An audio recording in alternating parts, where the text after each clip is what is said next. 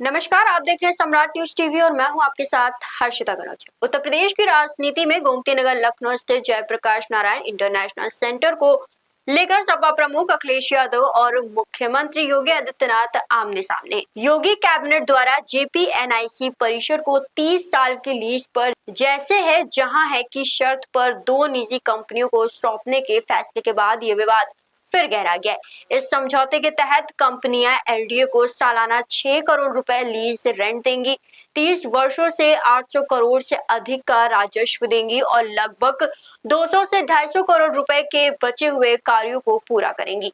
JPNIC Samajwadi party के राष्ट्रीय अध्यक्ष और पूर्व मुख्यमंत्री अखिलेश यादव के कार्यकाल की प्रमुख परियोजनाओं में से शामिल है।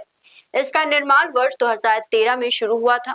करीब 20 एकड़ क्षेत्र में विकसित इस परियोजना का निर्माण 2017 में पूरी तरह पूरा होने से पहले रुक गया।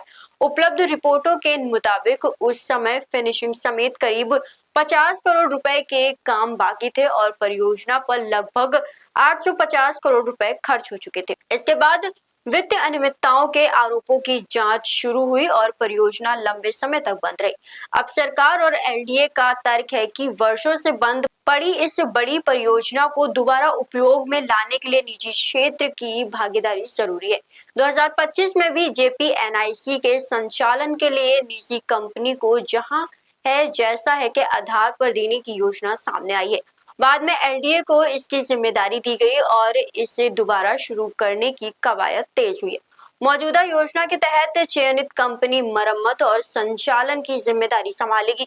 जेपीएनआईसी को लेकर विवाद सिर्फ सरकारी संपत्ति के इस्तेमाल या संचालन का नहीं है, बल्कि इसके साथ जुड़ी राजनीतिक विरासत का भी है। लोकनायक जयप्रकाश नारायण की स्मृति में बने इस सेंटर को अखिलेश यादव अपने विकास मॉडल और आधुनिक लखनऊ की परिकल्पना के प्रतीक के तौर पर पेश करते हैं। वहीं बीजेपी लंबे समय से इस परियोजना की लागत, अधूरे निर्माण और कथित वित्तीय अनियमितताओं को लेकर तत्कालीन सपा सरकार पर सवाल उठाती है।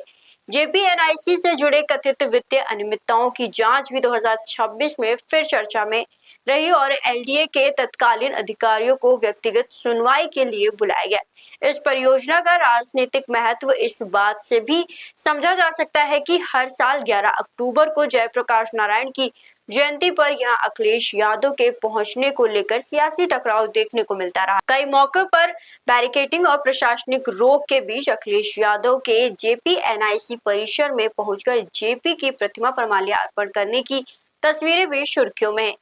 यानी जेपीएनआईसी की कहानी सिर्फ एक अधूरी सरकारी परियोजना को पूरा करने की कवायद नहीं है। एक तरफ सरकार इसे वर्षों से बंद पड़ी संपत्ति को उपयोगी बनाने और निजी निवेश के जरिए संचालन शुरू करने का मॉडल बता रही है, तो दूसरी तरफ समाजवादी पार्टी से इसे अपनी राजनीतिक विरासत और सरकारी संपत्तियों के निजीकरण से जोड़कर सवाल उठा रही है।